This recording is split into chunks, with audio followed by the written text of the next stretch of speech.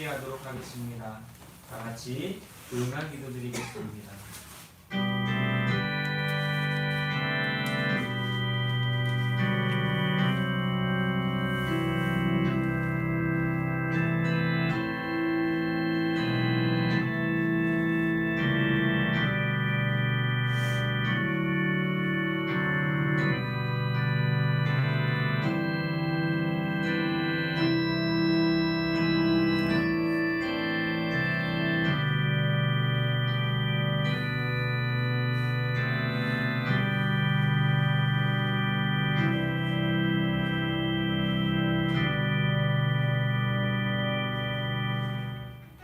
여호와를 경외함이 지혜의 근본이라. 그의 계명을 지키는 자는 다 훌륭한 지각을 가진 자이니 여호와를 찬양함이 영원히 계속되리로다. 아멘. 오늘도 우리를 사랑하셔서 구원하여 주시고 믿음 안에서 하나님이 부어주시는 은혜와 지혜로서 살아갈 수 있도록 붙들어 주시니 감사합니다.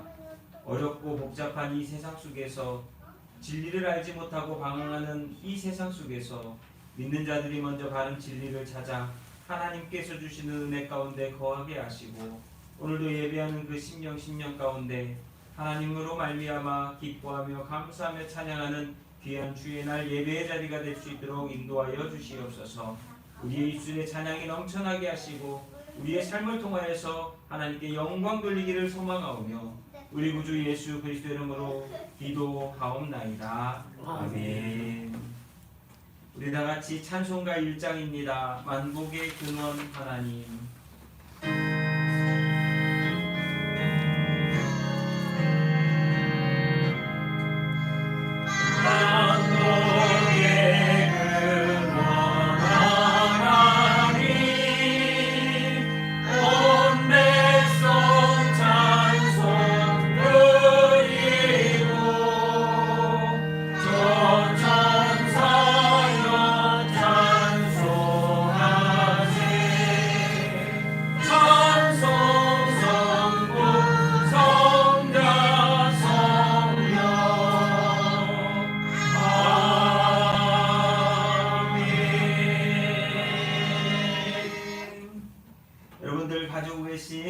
찬송가지의 교동문 47번 시편 105편을 우리 함께 찾아서 제가 먼저 읽고 교독하도록 하겠습니다.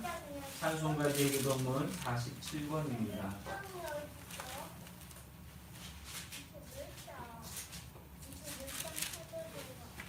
찬송가지의 교동문 47번 시편 105편입니다. 제가 먼저 읽고 교독하겠습니다. 여호와께 감사하고 그의 이름을 불러 아뢰며 그가 하는 일을 만민 중에 알게 할지어다. 그에게 노래하며 그를 찬양하며 그의 모든 기이한 일들을 말할지어다. 그의 거룩한 이름을 자랑하라. 여호와를 구하는 자들은 마음이 즐거울지로다. 여호와와 그의 능력을 구할지어다. 그의 얼굴을 항상 구할지어다. 그의 종 아브라함의 후손 곧 택하신 야곱의 자손 너희는 그가 행하신 기적과 그의 이적과 그의 입의 판단을 기억할지어다. 그는 여호와 우리 하나님이시라. 그의 판단이 온 땅에 있도다. 그는 그의 언약 곧 천대에 걸쳐 명령하신 말씀을 영원히 기억하셨으니 이것은 아브라함과 맺은 언약이고 이삭에게 하신 맹세이며 야곱에게 세우신 율례 곧 이스라엘에게 하신 영원한 언약이라.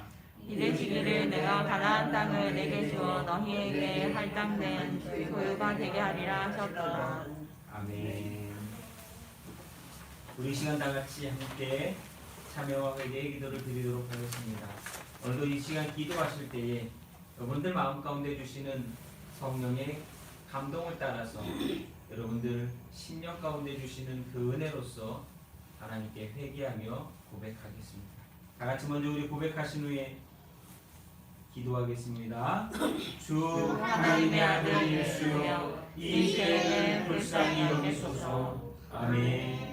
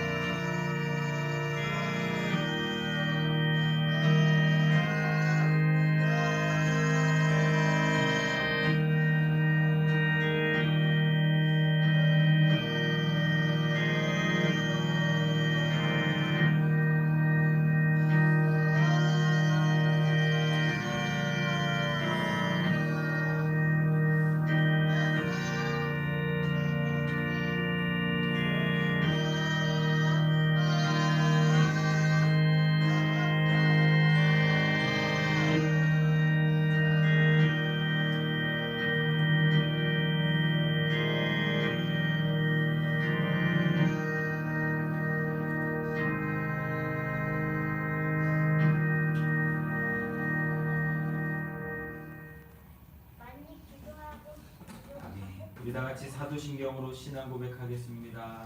전능하사 천지를 만드신 하나님 아버지를 내가 믿사오며 그 외아들 우리 주 예수 그리스도를 믿사오니 이는 성령으로 잉태하사 동정녀 마리아에게 나시고 본디오 빌라도의 고난을 받아사 십자가에 못 박혀 죽으시고 장사한 지 사흘 만에 죽은 자 가운데서 다시 살아나시며 하늘로 오르사 전능하신 하나님 편에 앉아 계시다가 저희로서 산자와 죽은 자를 심판하러 오시리라. 성령을 믿사오며 거룩한 공예와 성도가 서로 교통하는 것과 죄를 사하여 주시는 것과 몸이 다시 사는 것과 영원히 사는 것을 믿사옵나이다.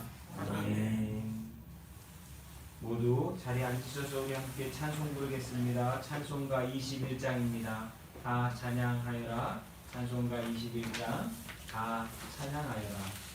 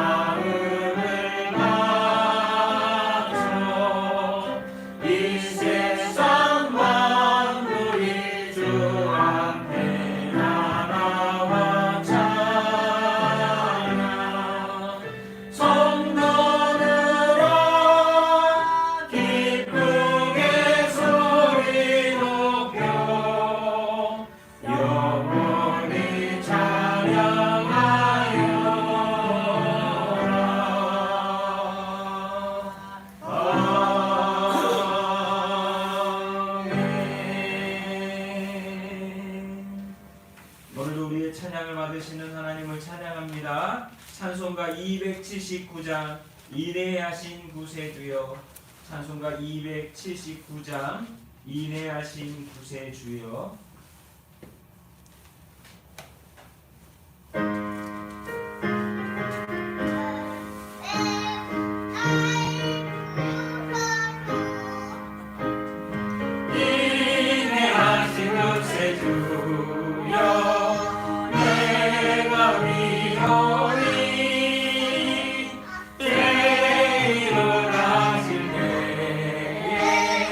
날 부르소서.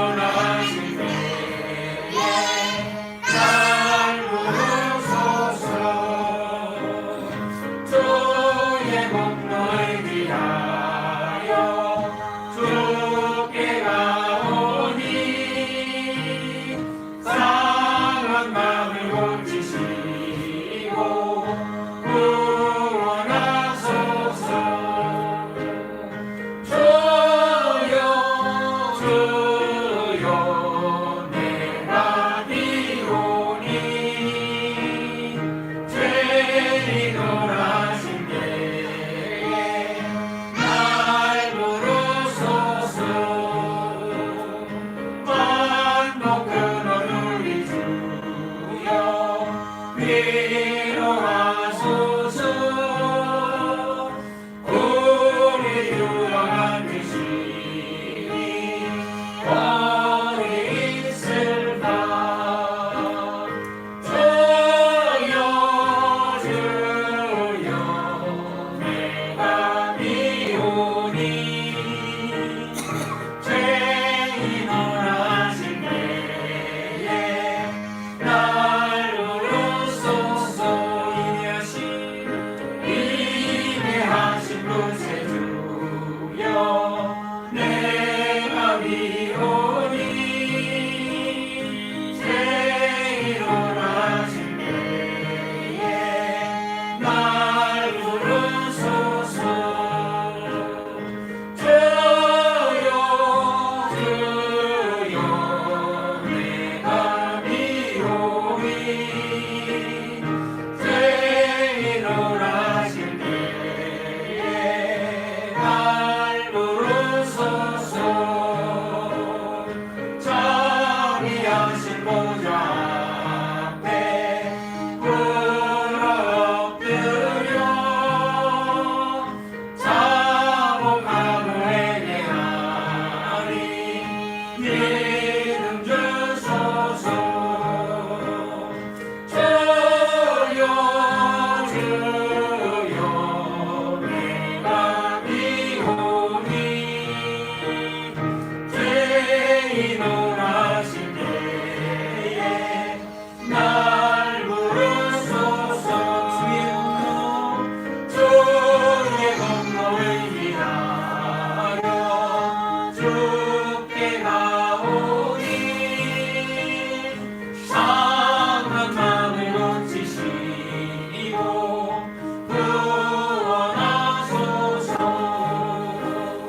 주여 주여 내가 비오니 죄인 원하실 때에 날 부르소서. 먼 목은 어느 이주여 위로하소서. 우리 주와 같으시리 어디 있을까. 주여 주여 내가 비오니 죄인 원하실 때에 날 부르소서.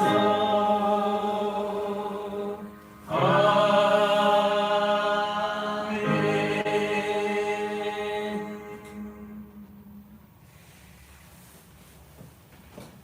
우리 오늘 함께 볼 성경의 말씀은 구약성경 신명기 8장 11절부터 20절까지의 말씀.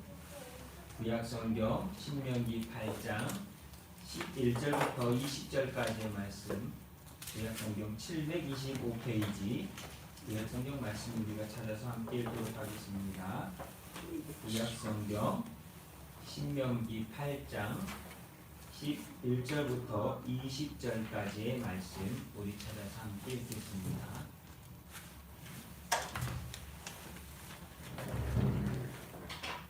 신명기 8장 11절부터 20절까지의 말씀입니다.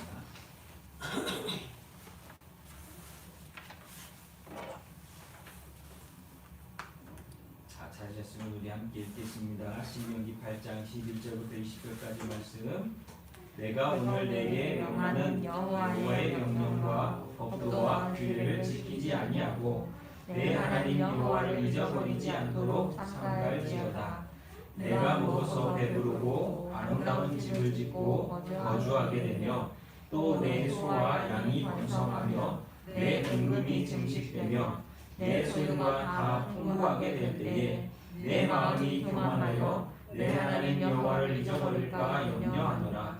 여호와는 너를 애국 땅 종되었던 집에서 이끌어내시고 너를 인도하여 그 광대하고 위험한 광야 곧 불뱀과 전갈이 있고 물이 없는 건조한 땅을 지나게 하셨으며 또 너를 위하여 단단한 반석에서 물을 내셨으며 내 조상들도 알지 못하던 만나를 광야에서 내게 먹이셨나니 이는 다 너를 낮추시며 너를 시험하사 마침내 내게 복을 주려 하심이었느니라.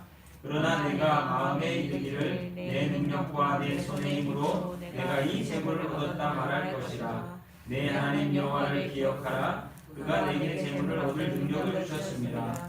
이같이 하심은 내 조상들에게 맹세하신 언약을 오늘과 같이 이루려 하심이니라. 내가 만일 내 하나님 여호와를 잊어버리고 다른 신들을 따라 그들을 섬기며 그들에게 절하면 내가 너희에게 증거하노니 너희가 반드시 멸망할 것이라. 여호와께서 너희 앞에서 멸망시키신 민족들 같이 너희도 멸망하니 이는 너희가 너희의 하나님 여호와의 소리를 청종하지 아니함이니라. 아멘.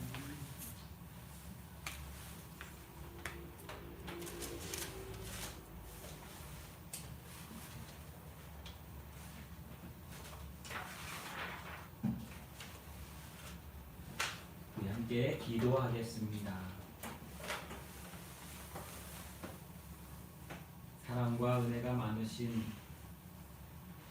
거룩하신 하나님, 우리를 불쌍히 긍휼히 여겨주시며 죄 가운데서 구원하여 주신 하나님, 오늘도 우리를 너무나 잘 아시기에 거룩한 주님의 날을 통하여 우리를 불러 모아주시는 하나님, 오늘도 감사를 드립니다. 예배하는 우리의 심령 가운데 주시는 하나님의 은혜에 감사를 드립니다.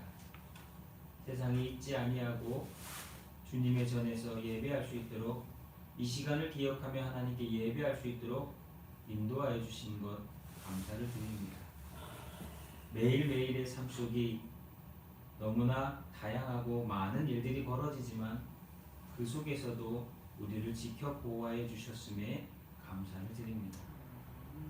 하나님, 오늘도 우리에게 주신 이 생명의 호흡을 통하여서 살아갈 수 있도록 은혜 주신 것 감사를 드립니다. 또한 우리를 죄 가운데서 구원하여 주시고 영적인 믿음으로 살아갈 수 있도록 영원한 생명을 허락하여 주시니 감사를 드립니다. 오늘 예배한 우리에게 하나님이 주신 은혜를, 말씀의 은혜를 생각하며 믿음으로 감사를 드립니다.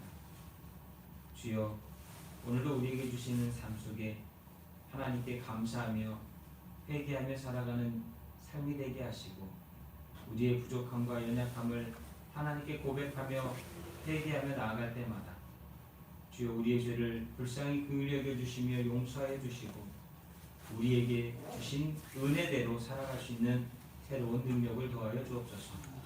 이스라엘 백성들이 광야에서 불순종함으로 불뱀과 전갈들과 많은 시험 가운데서도 하나님 구원해 주셨던 것처럼 사랑하는 성도들 한 사람 한 사람 믿음으로 살아가는 많은 자들이 비록 이 세상 속에서 하나님 앞에 불순종하는 모습이 있다 할지라도 징벌하지 마시고 심판하지 마시고 이스라엘 백성들을 불쌍히 긍휼히 여겨주셨던 것처럼 우리를 불쌍히 긍휼히 여겨주시되 특별히 그들은 구원을 받지 못하였으나 우리는 예수 그리스도를 통하여 구원받는 은혜의 역사가 일어나게 도와 주시옵소서. 특별히 간구와 얻기는 사랑하는 성도들 한 사람 한 사람 마음의 기도의 제목들과 여러 가지 삶의 문제들이 있습니다. 그 많은 일들을 주님 앞에 나와 고백하며 기도와 간구로 하나님께 아뢰을 때마다 그 마음과 생각을 그리고 그 문제들을 하나님 인도하시고 푸시고 역사해 주시어서 우리의 심령 가운데 일하시는 하나님을 보게 하시고 예수 그리스도 안에서 우리가 어떻게 더 믿음으로 하나님과 동행하며 살아갈 수 있는지를 날마다 깨달아 알아가는 은혜의 믿음의 자녀들이 될 수 있도록 도와 주시옵소서. 입술을 열어 기도할 때에 그 마음 가운데 평안을 주시고 하나님 위로하시며 감당할 수 있는 힘과 능력을 더하여 주시옵소서. 그래서 복된 자들이 되게 하시고 믿음의 승리자들이 되게 하시고 하나님의 자녀로서 하나님께 영광 돌리는 삶을 살아갈 수 있도록 도와 주옵소서. 오늘도 우리 사랑하는 성도들 한 사람 한 사람 어려움 가운데서도 주님 예배하게 나왔습니다. 그러나 또한 삶 속에 하나님을 예배하지 못하는 성도들도 있습니다. 한 사람 한 사람 기억하여 주옵시고 주여 그들의 삶에 예배자로서 하나님을 만나며 섬기며 하나님과 동행하며 믿음의 승리를 이루어 나갈 수 있는 삶이 되게 하시고 내게 능력 주시는 자 안에서 내가 모든 것을 할 수 있음을 다시 한번 깨닫는 우리 모두가 되게 도와 주옵소서. 이제 얼마 남지 않은 이 코로나라고 하는 질병의 문제가 잘 감당할 수 있도록 이겨낼 수 있도록 우리에게 건강과 지혜와 또한 믿음의 신실함을 허락하여 주시어서 이 일로 인하여서 더욱더 우리가 하나님을 알아가고 더욱더 하나님의 뜻 앞에 순종할 수 있는 이 때가 되게 하시고 우리가 잘 마무리할 수 있도록 주님 지혜 허락하여 주옵소서. 또한 이 믿음의 성도들 한 사람 한 사람 이 코로나라고 하는 질병으로 인하여서 나태했던 신앙의 모습과 삶들이 회복되어지게 하시고 하나님께서 기뻐하시는 삶을 향하여서 감당해 나갈 수 있는 교회와 성도들 되게 하옵소서. 아버지 오늘도 감사합니다. 예배하는 우리의 10년 가운데 말씀으로 은혜 주시고 우리에게 주시는 능력 안에서 우리가 할 수 있음을 다시 한번 깨닫게 하시며 이스라엘 백성들에게 주셨던 그 놀라운 복이 믿음의 우리를 통하여서 복으로서 나타날 수 있도록 역사하여 주옵소서. 감사합니다 주님. 오늘도 예배하는 10년 가운데 주실 은혜를 사모하며 예수님의 이름으로 기도하옵나이다. 아멘. 할렐루야. 잘 지내셨죠? 이제 얼마 남지 않은 이 코로나 팬데믹이라고 하는 이 부분이 잘 해결되어질 줄로 믿습니다. 어제도 많은 사람들이 나왔는데요. 인간이 얼마나 이 바이러스라고 하는 질병 앞에 무능력한가를 생각해 보면서 이 질병보다 더 무서운 것이 있다면 이 질병은 숫자라도 세지잖아요. 몇 명이 걸렸습니다. 몇 명이 이렇게 된 것 같습니다. 라고 하는 그런 거라도 세지는데 좀 더 심한 것이 있다면 죄라고 하는 것은 몇 명이 죄를 지었는지도 알지 못하고 통계가 나오지 않는 시대를 살아가기에 우리는 더욱더 그 죄에 대한 경각심을 바이러스나 이런 것에 대한 경각심보다 더 크게 갖고 믿음으로 살아가는 우리 모두가 될 줄로 믿습니다. 그런 의미 가운데에서 오늘 우리는 신명기 8장 11절 20절 말씀을 통해서 기본을 잘 지키는 삶, 신앙의 기본을 잘 지키는 삶이 무엇일까에 대해서 오늘 말씀 속에서 좀 우리가 한번 생각해 보았으면 좋겠다라고 하는 마음을 가졌습니다. 그래서 기본을 잘 지키는 삶이라고 하는 것이 무엇이냐, 우리 믿는 자들에게 있어서 기본을 잘 지키는 삶이 무엇이냐라고 하는 것에 대해서 함께 말씀의 은혜를 나누도록 하겠습니다.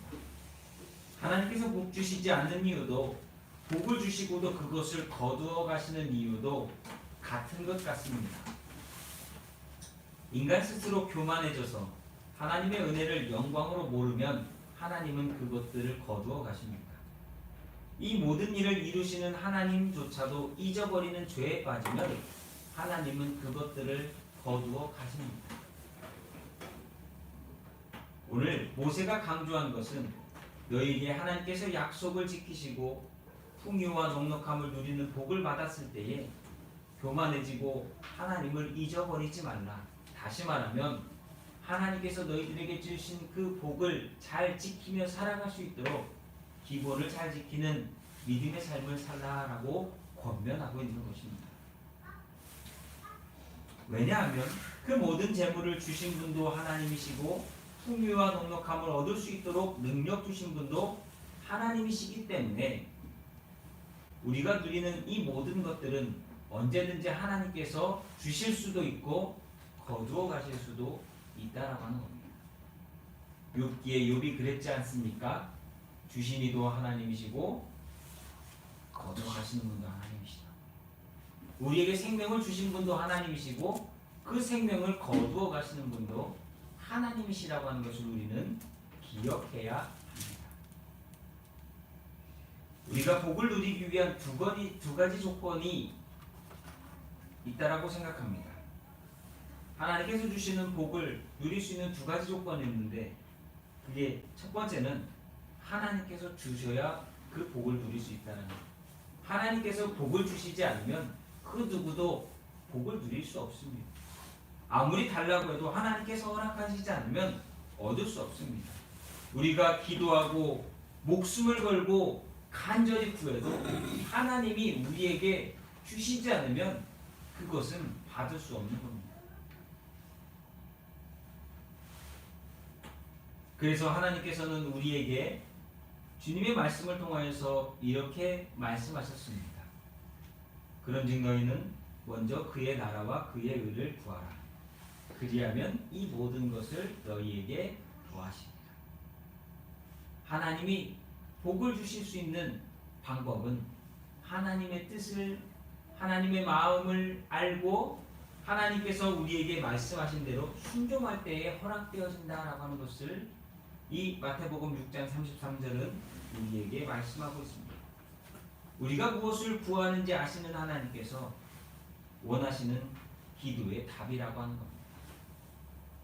그렇게 우리는 하나님께서 주실 수밖에 없는 삶, 하나님께서 주실 수밖에 없는 우리의 믿음의 모습을 하나님께 보여드려야 한다라고 합니다.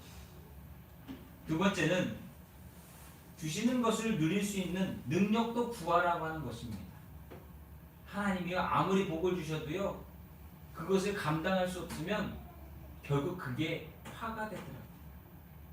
마치 주부나 요리사에게는 아주 유용한 이 칼이 어린아이에게는 흉기가 되는 것과 똑같은 거라고 하는 거예요.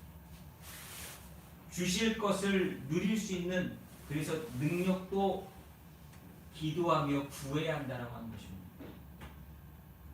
받는 것도 좋습니다. 그러나 그 받은 것을 잘 감당할 수 있는 은혜도 구하고 능력도 구해야 된다는 거예요. 아무리 좋은 것을 주셔도 그것의 가치를 모르고 살아간다면 그것은 하나님의 은혜나 복을 허비하는 것이 됩니다. 자녀들에게 용돈 적으셨죠?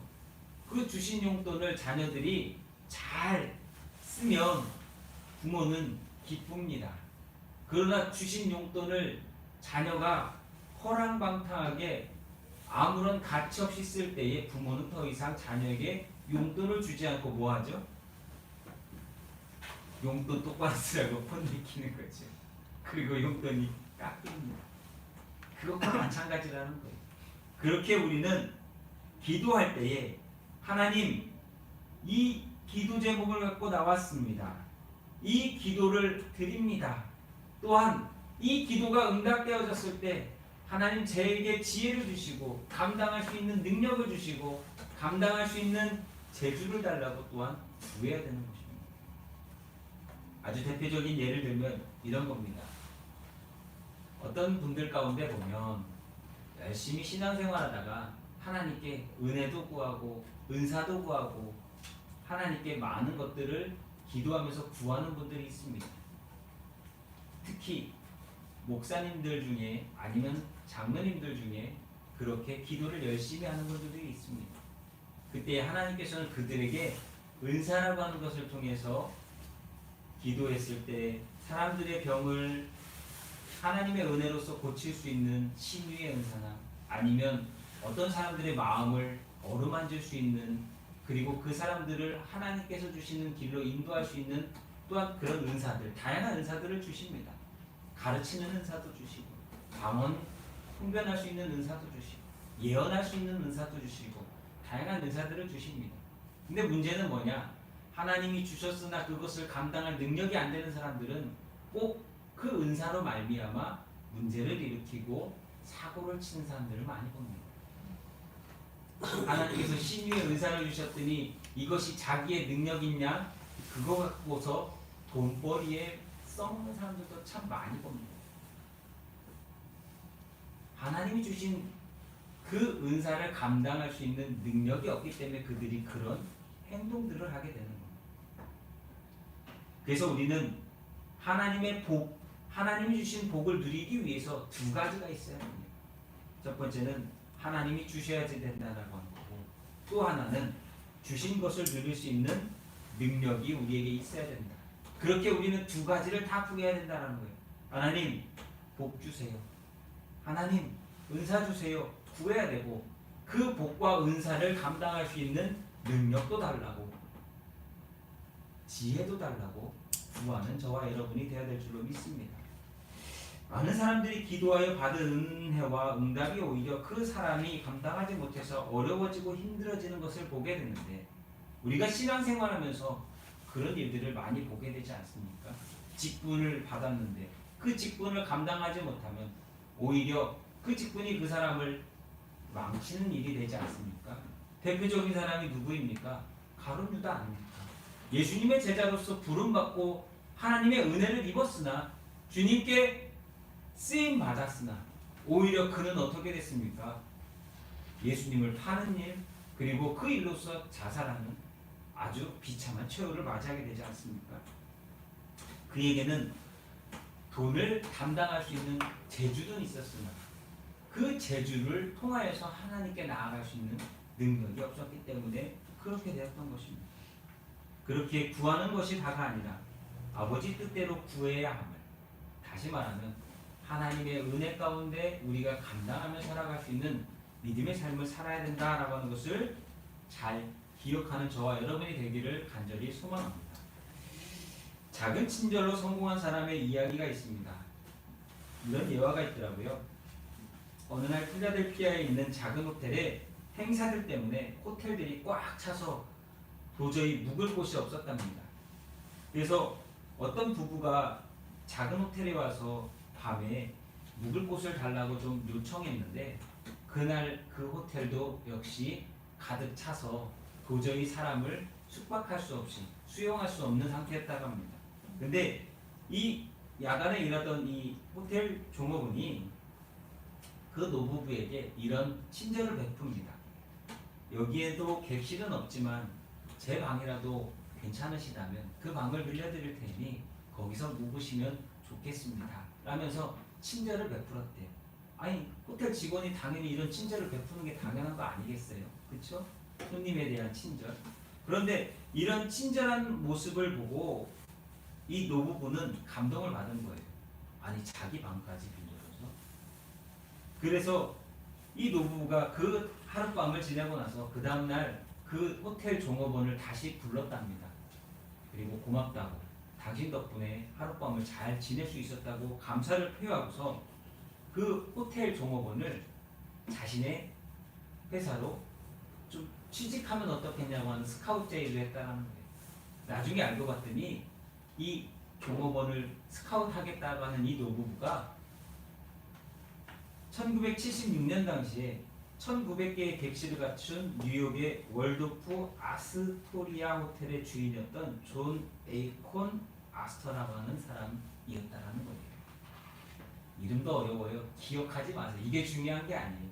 제가 드리고자 하는 말씀은 이 젊은 친구가, 종업원이 자신이 해야 될 기본적인 그 친절을 베풀고 최선을 다하는 그 모습이 이 노부부의 마음을 감동시켰다라는 얘기예요. 제가 왜 이런 얘기를 드리냐면, 성도들에게 있어서 신앙생활은 당연한 것입니다. 그렇죠? 믿음 생활은 당연한 거예요. 우리가 기도하고 예배하고 이런 부분들은 어찌 보면 당연한 거예요. 그러나 많은 사람들이 자신의 현재와 상태와 상황이 좋을 때는 이 당연한 것들을 잘 할 수 있지만, 어떤 특별한 상황이 되어지면, 예를 들면 너무 붕 뜨거나 너무 다운되거나 했을 때에 이 기본을 놓쳐버리는, 기본적인 이 신앙의 삶을 놓쳐버릴 때가 너무나 많다라는 거예요. 특히나 잘 나갈 때는 좀 덜하지만 어려운 가운데서는 대부분 많은 사람들이 이 신앙의 기본을 놓치거나 내팽겨치게 된다라고 하는 것입니다. 제가 왜 이런 오늘 말씀을 드리냐면, 신명기 이 말씀은 모세가 여호수아와 함께 이제 저들이 요단강을 건너서 가나안 땅에 들어갔을 때 그들의 삶이 뻔하게 보이는 거잖아요. 그래서 회고록과 같은 이 말씀을 통하여서 그들에게 마지막 권면을 하고 있는 거거든요. 근데 이 마지막 권면 가운데 중요한 것이 뭐냐? 우리는 하나님을 항상 기억해야 된다. 그리고 그분을 향한 우리의 태도와 자세와 신앙의 삶은, 믿음의 삶은 흔들리거나 변해서는 안 된다라고 하는 것을 오늘 이 신명기 말씀을 통해서 이야기하고 있다라고 하는 것입니다. 신앙생활, 믿음의 삶은 기본을 잘 지켜야 합니다. 사람들 어려울 때요, 기본을 못 지켜요. 너무 자신이 성공하거나 너무 업돼 있으면요, 그 기본을 잃어버립니다. 잘 돼도 어려워도 우리는 믿음으로 이겨나가는 신앙의 기본을 가진 사람들이 되어야 되는데, 많은 사람들이 그 기본을 놓친다라고 하는 거예요. 제일 많은 목회자들이 지금 걱정하고 기도하는 부분이 무엇이냐? 이 코로나 팬데믹이라고 하는 것으로 인해서 많은 사람들이 이 신앙의 기본을 놓쳤는데, 잃어버렸는데, 생각이 바뀌어버렸는데, 그 바뀌어진 그 삶을 놓친 부분들을 어떻게 다시 교회 안에서, 믿음 안에서 살아갈 수 있도록 그들을 인도해 나갈 것인가? 그게 가장 큰 고민이고 기도하는 기도의 제목들이에요. 너무나 편해지면요, 사람들은 다시 어려운 걸 하기 싫어합니다. 다른 것들을 하기 싫어한다. 그래서 우리는 오늘 말씀에서 믿음의 기본이 무엇인지를 좀 한번 모세의 권면을 통해서 좀 찾아보았으면 좋겠습니다. 첫 번째, 낮아져야 한다. 낮아져야 한다. 모세는 얘기합니다. 16절, 내 조상들도 알지 못하던 만나를 광야에서 내게 먹이셨나니 이는 다 너를 낮추시며 너를 시험하사 마침내 내게 복을 주려 하심이었느니라. 하나님 왜 광야에서 만나를 먹게 하셨습니까? 그들이 만나를 먹은 이 사건을 통해서 그들이 얼마나 하나님 앞에 낮아져야 하는가를 보여주셨다는 것. 하나님이 이스라엘 백성을 낮추시고 굶주리게 하고 만나를 먹이신 것은, 하나님이 그렇게 하신 가장 근본적인 목적은 예수님이 말씀하셨던 것처럼 사람이 떡으로만 사는 것이 아니요 여호와의 입으로 나오는 말씀으로 사는 줄을 알게 하시기 위해서, 다시 말하면 우리가 살아가는 가장 근본은 하나님으로 말미암아 살고 있음을 깨닫게 하기 위해서 광야에서 만나를 먹이셨다는 거예요. 마태복음에서 마귀가 시험하잖아요. 너 배고프지? 돌로 떡떡이 만들어 먹어봐 라고 했을 때 예수님이 그 마귀를 꾸짖으시면서 하셨던 말씀이 바로 이 말씀이잖아요. 사람이 떡으로만 사는 것이 아니라 여호와의 입에서 나오는 말씀으로 산다. 그러면서 주 너의 하나님을 시험하지 말라 마귀를 꾸짖으셨어요. 근데 오늘날 우리에게 주시는 이 말씀이 너무나 중요하다는 거예요. 만나를 먹이시는 것은 사람이 뭘로 사는 거예요? 먹고 사는 문제로 사는 게 아니라 하나님의 은혜로 살고 있음을, 하나님의 말씀으로, 하나님의 능력으로 살아가고 있음을 깨닫게 하시기 위한 거예요. 왜 우리에게 고난이 찾아옵니까? 그 고난을 통해서 나를 인도하고 계신 하나님을 만나게 하시기 위해서인 거잖아요.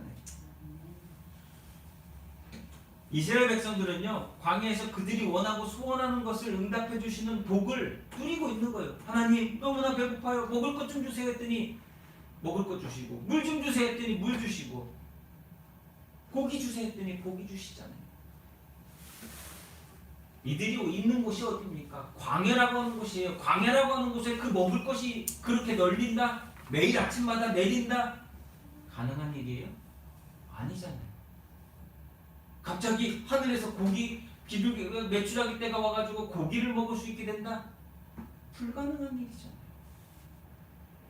사막에서, 광야에서 갑자기 물이 솟아난다? 불가능한 일이잖아요.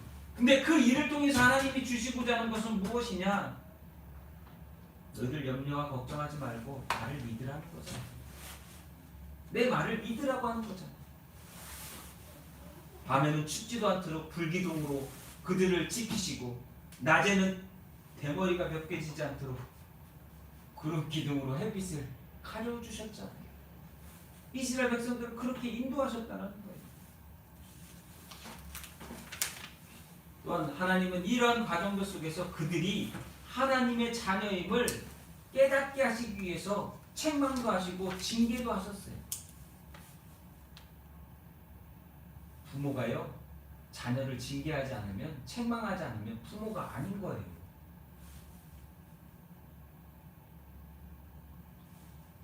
그들을 하나님께서는 은혜와 복을 누릴 수 있는 백성들로 훈련시키셨던 것입니다. 우리는 스스로 겸손한 사람이라고 말해서는 안 됩니다. 누구도 스스로 겸손하다 말하며 겸손할 수 없기 때문에. 내가 겸손한 사람입니다 라고 말하는 사람들은요, 거짓말쟁입니다. 겸손한 사람은 그런 말조차 하지 못해요. 말이 아닌 행동으로 언제나 낮아지는 사람만이 진짜 겸손한 사람입니다. 오늘 말씀은 더 낮아지기 위해, 낮추기 위해서 그렇게 하셨다는 거예요. 하나님께서는 사람을 낮추시어 그가 겸손함으로 하나님께 나아오기를 원하십니다. 그래서 예전에는 성경 단어 가운데 겸비하여라고 하는 단어가 있어요. 겸비하여. 그것이 때로는 여러 가지 어려움과 문제일 수도 있고, 생각하지 못했던 고통의 상황 가운데 일어나는 일들을 통해서 우리를 낮추시기도 합니다. 마치 질병을 통하여서, 문제를 통하여서, 아니면 실패를 통하여서 우리를 낮추시기도 합니다. 그리고 그 낮추시는 이유는 그러한 낮춤을 통하여서 우리가 하나님께 돌아오도록, 하나님을 만나도록, 하나님께 나오도록 하는 것입니다. 예수 그리스도의 십자가에서 우리는 낮아진다라고 하는 것이 어디까지 낮아지는 것이고, 그 낮아짐의 결과가 무엇일 수 있다라고 하는 것까지 다 보여주셨어요. 예수님은 죽기까지 낮아지셨고, 죽기까지 그 낮아짐의 한계를 보여주셨다는 것, 그것을 희생이라고 하는 것으로 보여주셨습니다. 성경에서요, 겸손이라고 하는 단어가 언제부터 나왔을까? 저 요즘 이게 재밌습니다. 가끔 옛날에는 이게 어려운 일이었는데, 요즘은 컴퓨터에서 겸손이라고 하는 것을 딱 치면 성경이 딱 시작하는 그 단어가 어디서부터 시작하는지 딱 찾을 수 있거든요. 그래서 제가 가끔 가다가 그 하나님께 불평, 원망 이런 단어가 뭐 출애굽기부터 처음 나오기 시작했습니다 이런 얘기 드리는 것처럼, 겸손이라고 하는 단어가 언제부터 나왔을까 보니까 역대하 30장 11절부터 나오더라고요. 이 30장에 보면 히스기야가 명령을 내려서 자신들이 여지껏 신앙생활 하지 못했던 부분들을 다 엎어서, 이제부터 우리가 신앙생활한다, 절기를 지킨다, 하나님께 예배한다, 제사한다, 이런 모습들을 시작하는데, 그때 사람들이 쉽게 말하면 전령들을 보내서 야 우리는 이제부터 이렇게 할 거야 이렇게 할 거야 하는데 다 비웃고 웃어요. 쉽게 야 요즘 우리 그저께 안 했는데 뭐 갑자기 그런 걸 하자고 해? 라고 하는 것처럼 사람들이 반응을 보여요. 그때에 30장 11절에 가보면 몇몇 사람들이 스스로 겸손함을 가지고서 예배하러 나왔다라고 하는 그 부분이 처음 나오기 시작해요. 다시 말하면 자신들을 낮추고 하나님의 만나는 일에 나왔다라고 하는 것입니다. 그래서 겸손은요, 하나님 앞에서, 이 뜻이 하나님 앞에서 자신이 하나님의 뜻을 행할 수 없는 죄인인 것을 알고 스스로 자랑하는 것을 버리고 낮아지는데, 그리고 그 낮아짐을 통해서 하나님의 도우심과 긍휼을 구하는 자세가 겸손이에요. 좀 어렵죠?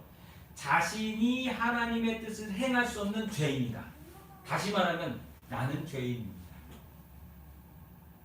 그리고 나는 자랑할 것이 없는 죄인이기에 하나님 나를 돌보아 주세요, 나를 불쌍히 여겨주세요 하는 그 마음이 겸손함이라고 합니다. 아 저요? 안 먹습니다. 아, 괜찮습니다. 이게 겸손이 아니라 하나님 저는 죄인입니다. 저는 하나님의 긍휼이 없으면 살 수 없는 죄인입니다 라고 하는 것을 깨닫는 게 겸손이라는 거예요. 겸손함으로 하나님께 나아가는 것은요, 여러분 회복의 시작입니다. 이 팬데믹을 통해서 교회들이 깨달아야 되는 것은 겸손해지는 거예요. 하나님 앞에 겸손해. 하나님 안 도와주시면 저희들 아무것도 아닙니다. 이렇게 크게 저는 교회, 이렇게 유명하죠, 이렇게 유명해지고 뭐가 돼도 하나님이 안 도와주시면 저는 아무것도 아닙니다 라고 하는 그 마음이 겸손이지, 사람들 앞에서 아이고 예예 아이고 예예 아이고 고개 숙이고, 이게 겸손이 아니라는 거예요. 그래서 신앙인의 겸손은 하나님 앞에 내가 어떤 모습으로 쓰느냐가 겸손을 보여주는 거지, 사람들 앞에 내가 어떤 모습으로 섰느냐가 겸손을 말하는 게 아니라고 하는 겁니다. 순종이라고 하는 단어는 언제 나오냐? 겸손하고 좀 헷갈릴 수 있는데 순종이라고 하는 단어는 창세기 26장 5절부터 나옵니다. 말하는 대로 따르는 것을 말한다 라고 하는 의미예요. 다시 말하면 하나님 말씀을 듣고 따른다라고 하는 의미로서 쓰여진 게 바로 순종이었어요. 그렇게 예수님이 우리에게 보여주신 겸손이라고 하는 것은 하나님 말씀에 순종해서 우리가 어떻게 살아가야 되는지를 보여주시기 위해서 예수님이 죄 있으신 분이 아니잖아요. 그렇죠? 예수님이 긍휼과 불쌍함을 여겨야 되는 분이 아니에요. 그런데 왜 우리를 대신하여 그 겸손함을 보여주시기 위해서 십자가에서 죽으셨느냐? 그것은 하나님 말씀에 순종해서 우리가 어떻게 낮아지는가, 하나님 앞에 낮아지는가, 그것을 보여주시기 위해서 우리를 대신하여 십자가에 죽으셨다. 끝까지 그 모습을 보여주셨다는 거예요. 우리의 교만해졌던 마음과 삶이 낮아져야 하나님을 만날 수 있습니다. 볼 수 있습니다. 하나님의 음성을 들을 수 있습니다. 우리는 스스로 지혜롭게 여기지 말고 하나님을 두려워하면서 교만함과 자만함을 버리고 겸손할 수 있는 하나님 말씀 앞에 온전한 순종을 보여드리는 저와 여러분이 되어야 될 줄로 믿습니다. 그런 의미 가운데서 신앙의 가장 기본은 낮아지는 거다. 두 번째, 어떠한 시험이든지 통과하라고 하는 것이. 신앙의 기본은요, 시험에 무너지는 것이 아니라, 시험에 실패하는 것이 아니라 그 시험을 통과하는 데 있습니다. 모세는 이스라엘이 하나님을 사랑하고 그분의 계명을 순종하면 하나님께서 주시는 복을 반드시 받을 거라고 여러 차례 설교하고 있습니다. 시험을 보려면 어떻게 해야 될까요? 열심히 연습하고 문제를 풀고 훈련해야 됩니다. 요단강을 건너는 그 시험을 보기 위해서 이스라엘 백성들은 광야 40년 동안에 열심히 훈련받고 열심히 시험을 본 거예요. 그런데 많은 사람들은 그 시험을 통과하지 못했어요. 그 중에 대표적인 사람이 누구예요? 모세잖아요. 모세가 그 시험을 통과하지 못해서 요단강을 못 들어간 거예요. 그거를 너무나 잘 알기에 모세는 너희들 하나님이 주시는 시험을 통과해서 하나님이 주시는 복을 받으라고 권면하고 있는 것입니다.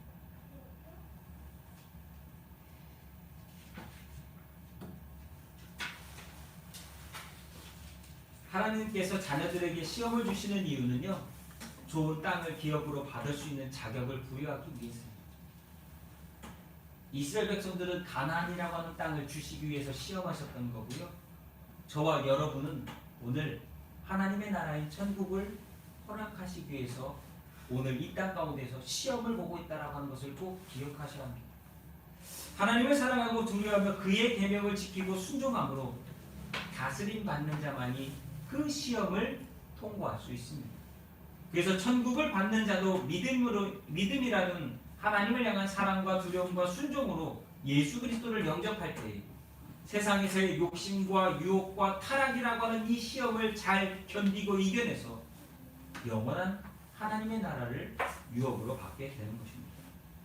그렇게 우리는 시험이 닥치면, 따라해 보실까요? 시험이 닥치면 나는 성장한다. 왜요? 시험을 통해서 자라기 때문에, 시험을 통해서 커지기 때문에. 시험 안 보면요, 공부할 사람 별로 없습니다. 여러분, 운전면허를 딸 때에도 시험을 보지 않고 운전면허를 딸 수 있다면 사람들은요, 그 운전 아무렇게나 할 거예요. 근데 시험이라도 보니까 사람들이 공부라고 하는 걸 하잖아요. 사람은 그냥 성장하지 않는다는 거예요. 시험을 통해서 성장한다는 거예요. 시험은 그렇게 우리에게 있어서 연단이고 훈련이고 하나님의 은혜의 도구입니다. 어려운 일 한 번 겪고 나면 사람들이 다 강단이 생깁니다. 근데 그 강단이 생긴 사람들은 그 어려운 일을 이겨낸 사람들이에요. 어려운 일을 이겨내지 못하고 포기하거나 망한 사람들은 강단 둘째치고 그냥 무너진 채로 살아가게 됩니다. 우리 주변에 보면 자신의 삶 가운데서 성공한 사람들의 이야기를 들어보십시오. 다 그 사람들은 그 문제를 극복하고 통과한 사람들 아닙니까? 지금 겪고 있는 시험들이 있습니다. 여러분, 그 시험을 잘 이겨내실 수 있기를 예수님의 이름으로 축복합니다.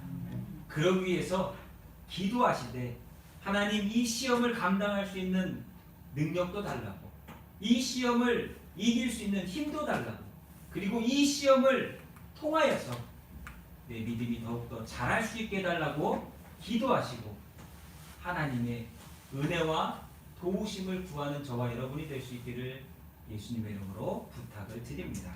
마지막으로 세 번째는요, 겸손한 마음 가운데 항상 은혜가 넘친다라고 하는 것이, 겸손한 마음 가운데 항상 은혜가 넘친다. 인간은 풍요를 누리게 될 때 교만해지기 쉽습니다. 그래서 아까 서두에 말씀드렸던 것처럼 더 나를 낮추신다라고 하는 얘기를 하셨어요. 하나님의 은혜와 사랑을 잊어버리고 자신의 힘과 지혜만을 의지할 때 우리는 무너지게 되어 있습니다. 세상의 물질과 풍요는 우리를 하나님께로 더 가까이 가게 할 때도 있지만 대부분은, 많은 사람들은 오히려 그 세상의 물질의 풍요로 인하여서 하나님과 멀어지는 사람들이 더 많다라는 거예요. 근데 왜 하나님이 물질의 복을 주시고 풍요로움을 허락하시는데 이렇게 넘어지느냐? 그것은 바로 겸손하지 못해. 하나님이 물질을 주셔도요, 우리는 죄인임을 고백해야 돼요. 왜요? 그 물질을 갖고서 허랑방탕하게 쓰기 아주 좋기 때문에. 요즘 이런 얘기가 들려오더라고요. 대전에서 그래도 제가 본 것만 해도 한 30년 갔나? 되게 오래된 백화점인데 문을 닫는데요.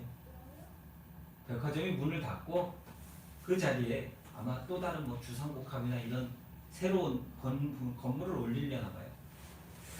그러다 보니까 좀 많이 아쉽더라고요. 오래됐는데. 그래도 대전에서는 나름 사람들이 하던 데인데 그렇게 된다고 하더라고요. 그런데 그 백화점의 모토가 뭐냐? 믿음의 기업이었어요. 믿음의 기업. 근데 거기 다니던 직장인들은 이제 어떻게 되는지 참 안타깝기도 하고 한데, 제가 왜 이런 얘기를 드리느냐? 하나님이 물질을 주실 때에, 하나님이 허락하실 때에 그 물질을 감당할 수 있는 겸손함이 없으면 우리는 망하게 되어 있습니다. 우리나라 예전에 잘 나가던 대기업들 가운데 무너지는 그 대기업들을 보십시오. 문어발 확장이다, 뭐다, 마치 세상을 다 자기들이 가진 것 마냥 행동하다가 어느 한 고리가 딱 끊어지는 순간부터 우르르르르 무너져 버리지 않습니까? 그것과 똑같습니다. 우리는 항상 하나님이 우리에게 무엇인가를 허락하실 때 겸손함으로 하나님 앞에 나아가지 않으면, 다시 말하면 물질을 주신 분도 하나님이시요 걷어가실 수 있는 분도 하나님이심을 인정하며 겸손함으로 나가지 않으면, 내가 죄인임을 인정하지 않으면 우리는 교만함으로 망하게 되어 있다라고 하는 것이, 성도들의 삶이 풍요로워지고 넉넉해지면 얼마나 좋은 일이고 축복입니까? 근데 오히려 그러한 풍요로움과 넉넉함으로 인해서 우리가 항상 기억해야 될 삶의 긴장과 주의를 게을리하거나 신앙의 나태함을 보일 때가 많다는 거죠. 그래서 우리는 항상 긴장함이 필요해요. 신앙생활하면서 약간의 긴장함이 필요합니다. 그것을 옛날 어른 목사님들은 항상 무엇으로 강조했냐? 마귀가 우리를 시험할 거야 라고 하는 이런 표현으로서 우리에게 항상 그런 얘기를 했어요. 근데 저는 그거를 신앙생활의 긴장감이라고 생각합니다. 그 긴장감이 있을 때 우리의 신앙생활은 항상 생명력이 있고 활력이 있고 무엇인가에 대한 새로움의 모습들이 나타난다. 예전에 그런 얘기 들어보셨죠? 고등어를 잡아서 그냥 차에다 싣고 오면 다 죽는다는 거죠. 근데 그 고등어가 살아서 그 그 횟집 있는 데까지 오는 데 있어서 죽지 않게 하는 방법은 거기에다가 뭐예요? 무슨 물고기 하나를 풀어놓으면 그게 고등어를 잡아먹으러 쫓아다니까 얘네들이 죽기 살기로 도망다니다가 죽지 않고서 그 횟집까지 온다라고 하는 그런 얘기를 들었던 것 같습니다. 우리에게 있어서 겸손함이라고 하는 것은 그 긴장감을 항상 하나님께 고백하는 겁니다. 겸손하지 않으면 교만해집니다. 교만해진 사람들은 신앙에 병이 들게 되어 있습니다. 그리스도인은 외적으로나 내적으로나 그래서 겸손해야 돼요. 내적인 겸손함이라고 하는 것은 신앙적인 깊이로 채워나가고 주시는 은혜를 받을 수 있는 그릇을 넓히는 성장과 성숙함이고, 외적인 겸손함이라고 하는 것은 모든 영광을 하나님께 돌리며 주변의 사람들과 함께 그 기쁨을 나눌 수 있는, 그래서 내 것을 통하여서 하나님이 더욱더 드러나도록 사는 삶이 바로 외적인 겸손함이라고 할 수 있습니다.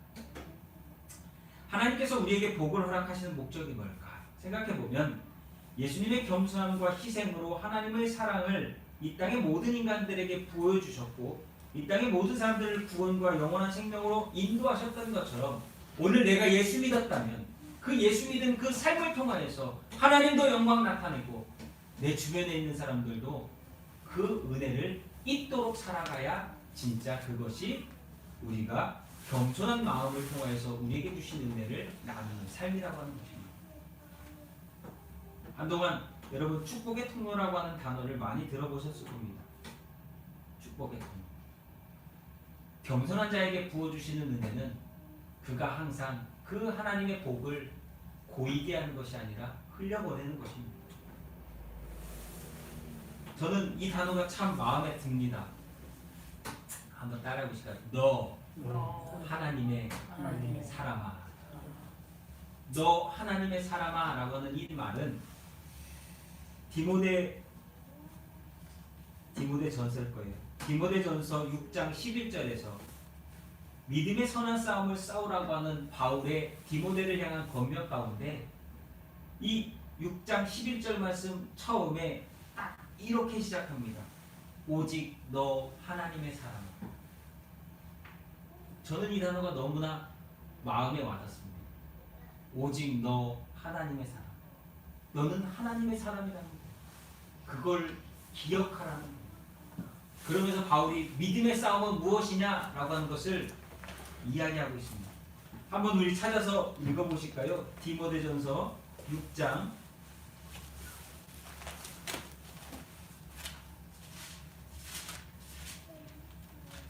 11절, 디모데전서 6장 11절 말씀, 11절부터 16절까지 함께 읽겠습니다. 디모데전서 6장 11절부터 16절, 신약성경 342페이지입니다.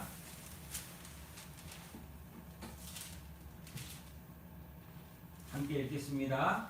오직 너 하나님의 사람아, 이것들을 피하고 의와 경건과 믿음과 사랑과 인내와 온유를 따르며 믿음의 선한 싸움을 싸우라. 영생을 취하라. 이를 위하여 내가 부르심을 받았고 많은 증인 앞에서 선한 증언을 하였도다.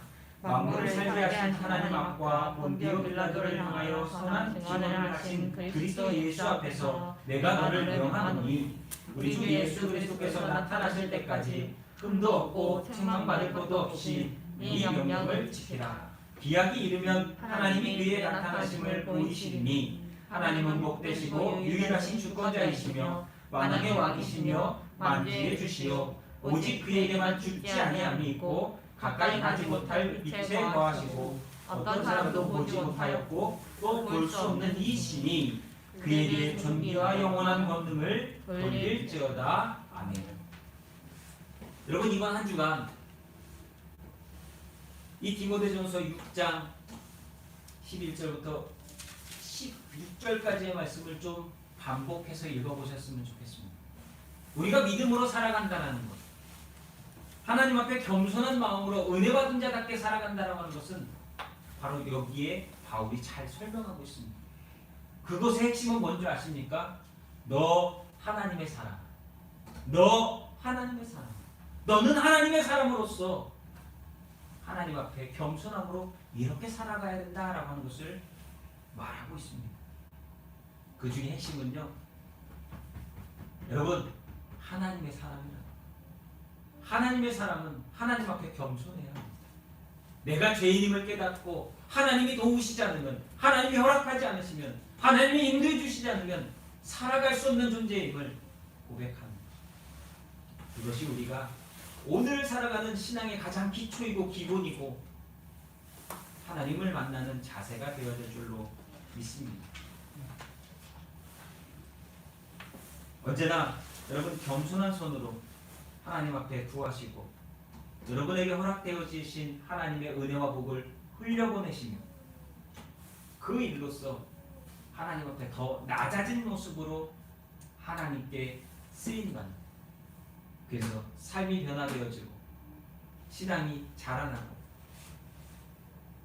문제를 통과할 수 있는, 시험 가운데 패배하는 자가 아니라 시험을 통과하고 오히려 하나님께 칭찬받는 자로서 나아가실 수 있기를 예수님의 이름으로 축복합니다.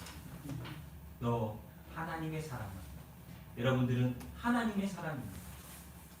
하나님의 사람답게 오늘도 우리가 해야 될 기초를 잘 감당하는 저와 여러분이 될 수 있기를 예수님의 이름으로 축복합니다. 기도하겠습니다.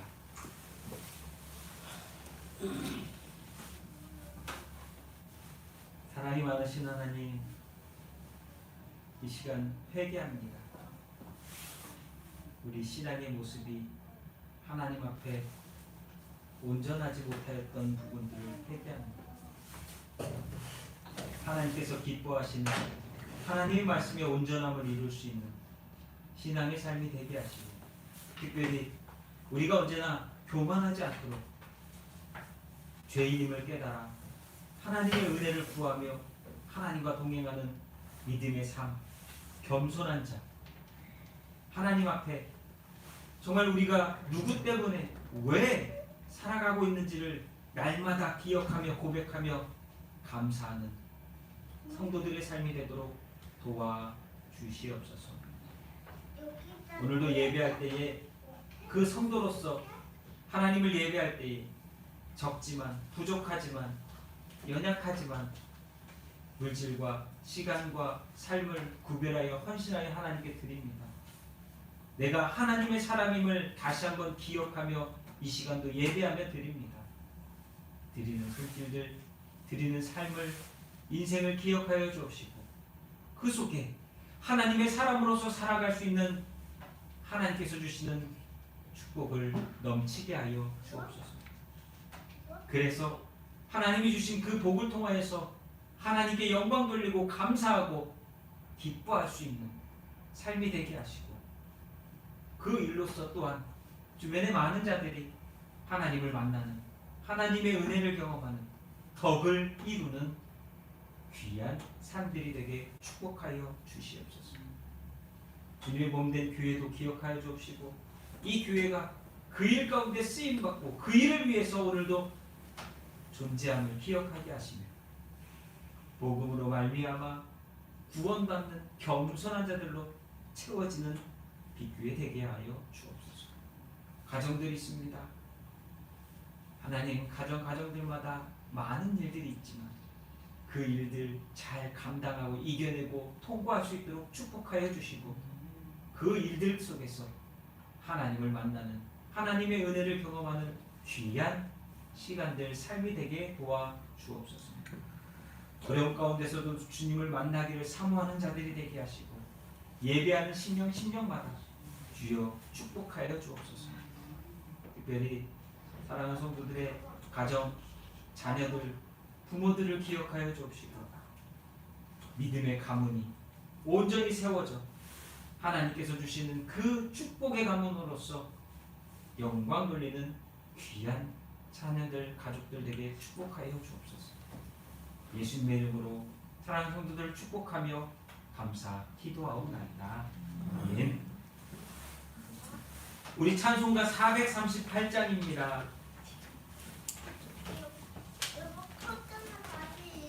찬송가 438장 내 영혼이 은총이고 찬송가 438장입니다.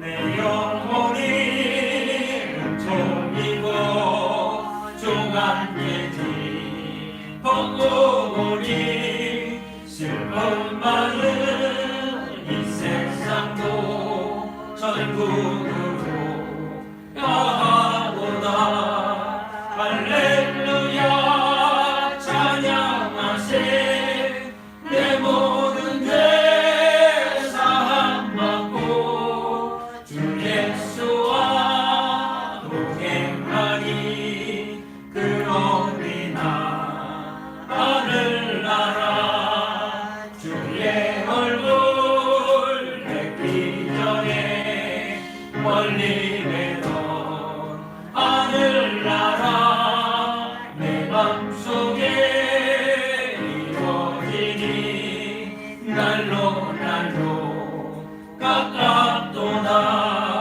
할렐루야 찬양하세 내 모든 죄 사함받고 주 예수와 동행하니 그러리나 하늘나라 높은 산이 거친 들이 조망이나 궁궐이나 내 주 예수 모신 곳이 그러리나 하늘나라 할렐루야 찬양하세 내 모든 죄 사함받고 주 예수와 동행하니 그러리나 하늘 높은 산이 거친 들이 조망이나 궁궐이나 내 주 예수 모신 곳이 그러리나 하늘나라 할렐루야 찬양하세 내 모든 죄 사함받고 주 예수와 동행하니 그러리나 하늘나라. 아멘. 얼마 남지 않았습니다. 우리가 잘 시험을 이겨낼 수 있는 믿음의 성도들이 되어야 될 줄로 믿고요. 이기고 난 다음에는 그게 왜 이겼는지를 깨닫고 하나님께 감사할 수 있는 저와 여러분의 믿음의 성숙함이 있기를 간절히 소망합니다. 특별한 광고 없으시면 우리 다 같이 일어나셔서 파송 찬양하겠습니다. 주님 다시 오실 때까지.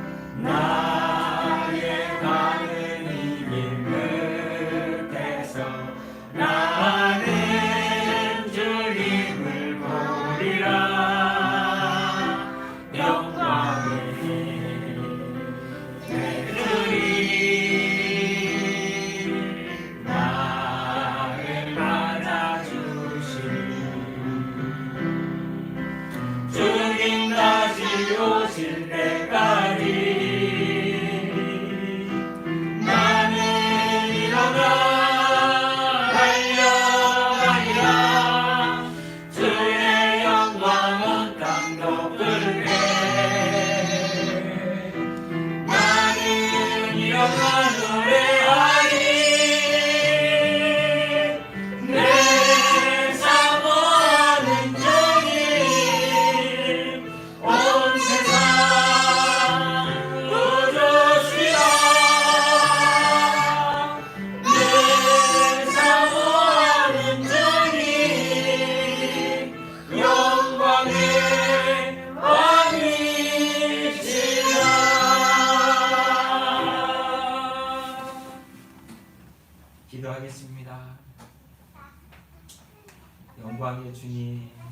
다시 만나는 그날까지 믿음 안에서 겸손함으로 하나님께 나아가는 우리 모두가 되게 하시고 우리에게 허락하신 그 삶을 살아갈 때에 우리가 더욱더 하나님 앞에 어떠한 모습으로 살아가야 될지를 바로 깨달아 하나님 앞에 고백하며 낮아지는 삶이 되게 하시고 또한 그 삶에 일어나는 많은 일들을 통하여서 성장과 성숙과 변화와 성화가 이루어지는 우리 모두가 되게 도와 주시옵소서. 이제는 우리를 죄 가운데서 구원해 주신 우리 구주 예수 그리스도의 은혜, 아버지 하나님의 크고 넓고 영원하신 사랑과 성령의 충만한 역사가 오늘 예배하는 성도들 머리 위에 이 교회 성도들과 그 가정과 자녀들 위에 부모들 위에 이제로부터 영원토록 함께하여 주시기를 우리 구주 예수 그리스도 이름으로 간절히 축원하옵나이다. 아멘.